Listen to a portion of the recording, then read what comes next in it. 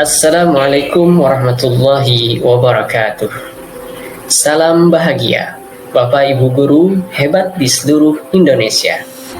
Kembali lagi di Merdeka Mengajar, aksi nyata topik 2, Kurikulum Merdeka. Penyebaran pemahaman mengapa kurikulum perlu berubah.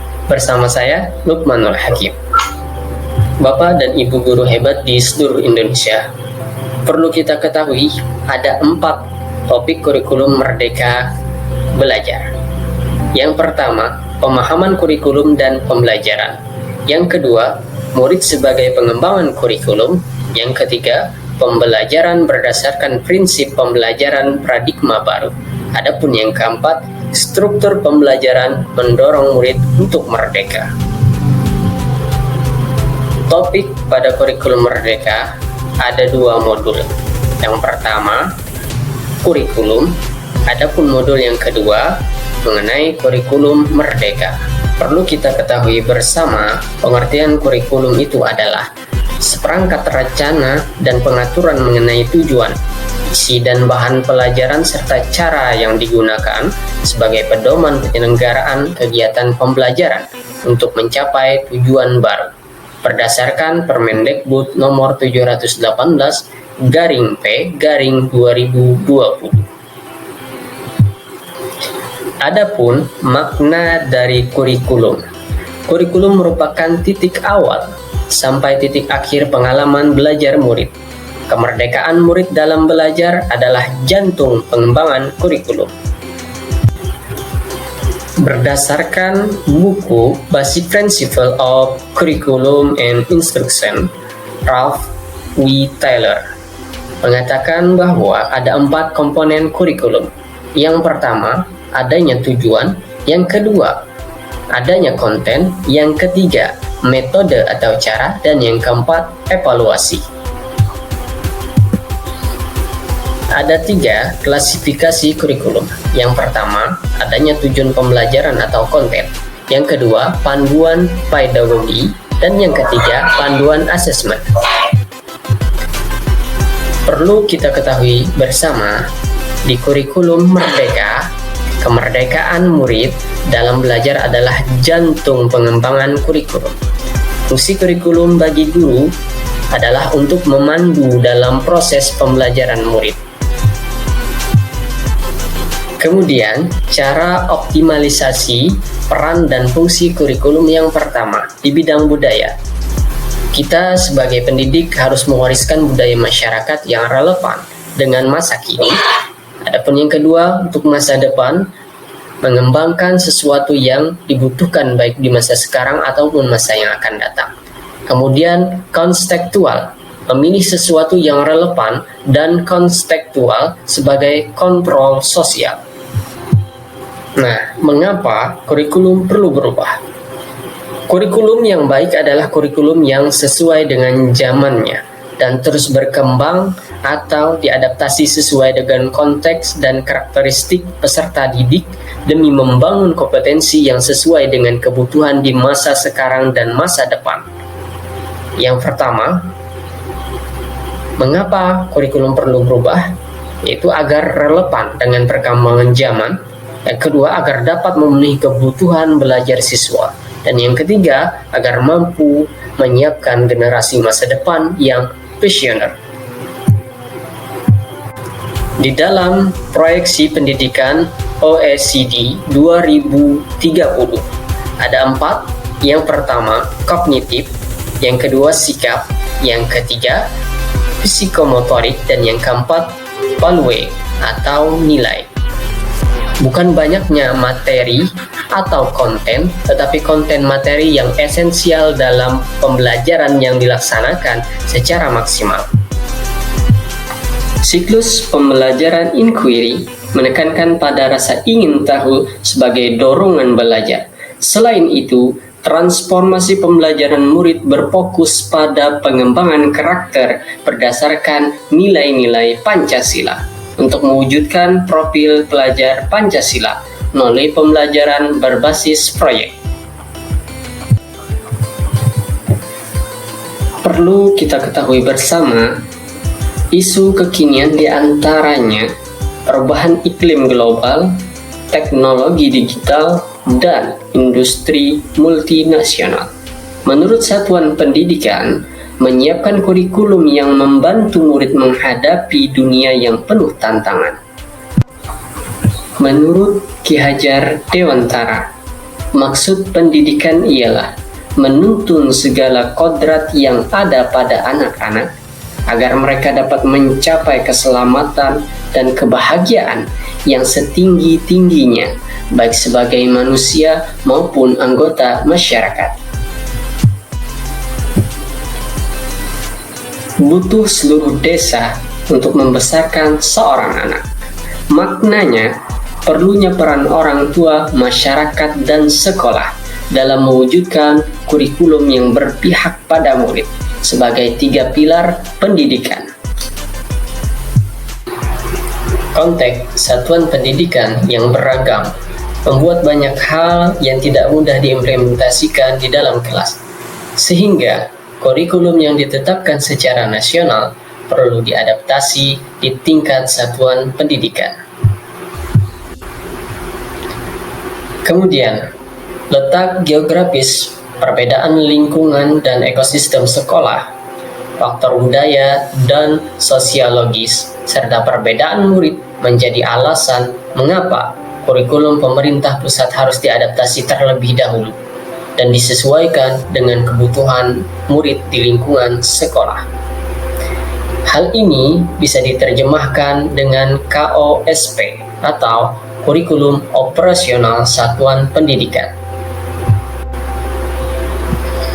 Adapun yang menjadi kerangka dasar kurikulum, yang pertama, tujuan pendidikan nasional. Yang kedua, profil pelajar Pancasila. Yang ketiga, struktur kurikulum. Yang keempat, prinsip pembelajaran dan asesmen. Adapun yang kelima, capaian pembelajaran. Perlu kita ketahui bersama, kurikulum itu sifatnya dinamis. Kurikulum dapat mengikuti perubahan zaman dan kebutuhan satuan pendidikan. Di dalam proyeksi pendidikan OECD 2030, ada 4. Yang pertama, kognitif. Yang kedua, sikap. Yang ketiga, psikomotorik. Dan yang keempat, value atau nilai. Bukan banyaknya materi atau konten, tetapi konten materi yang esensial dalam pembelajaran yang dilaksanakan secara maksimal.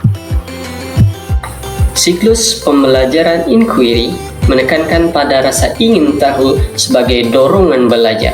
Selain itu, transformasi pembelajaran murid berfokus pada pengembangan karakter berdasarkan nilai-nilai Pancasila untuk mewujudkan profil pelajar Pancasila melalui pembelajaran berbasis proyek.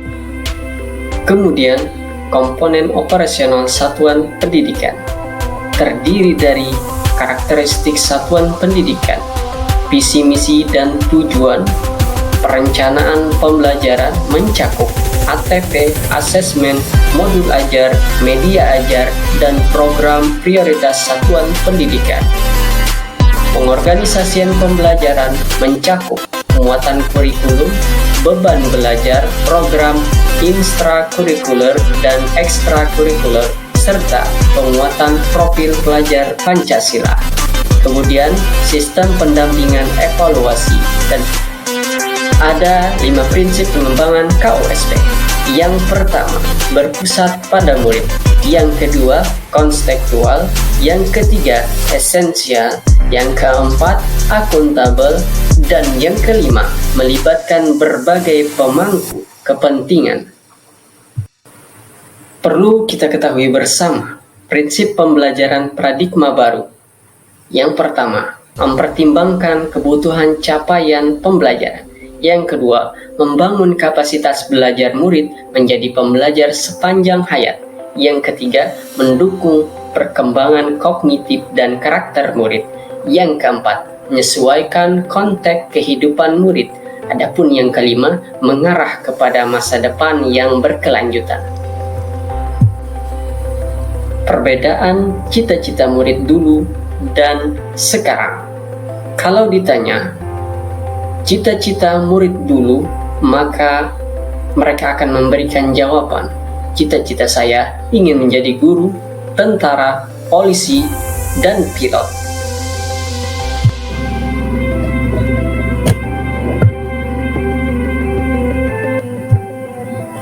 Kemudian, kalau kita tanya cita-cita murid sekarang, maka mereka akan memberikan jawaban, apa cita-citamu?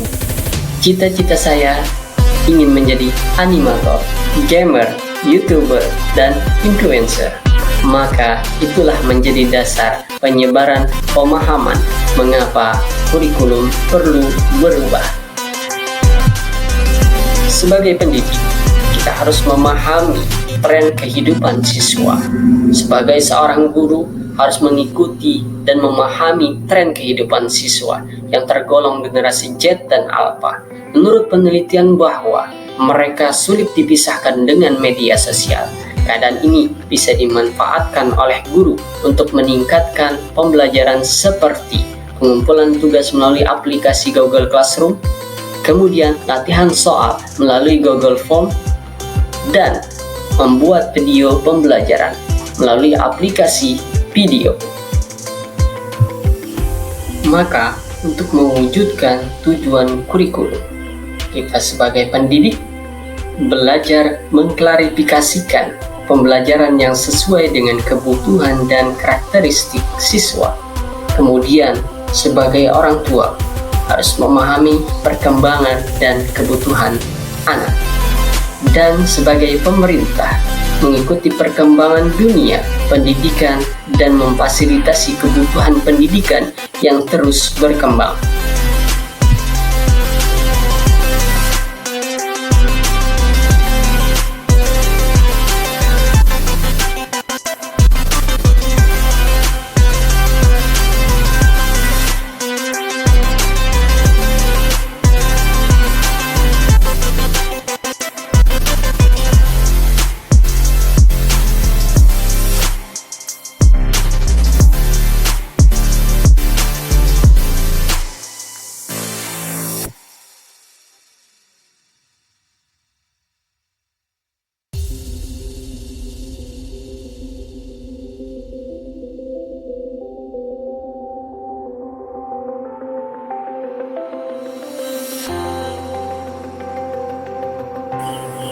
Terima kasih telah menyimak presentasi singkat mengenai kurikulum merdeka, penyebaran pemahaman mengapa kurikulum perlu berubah. Salam bahagia, Bapak Ibu guru hebat di seluruh Indonesia.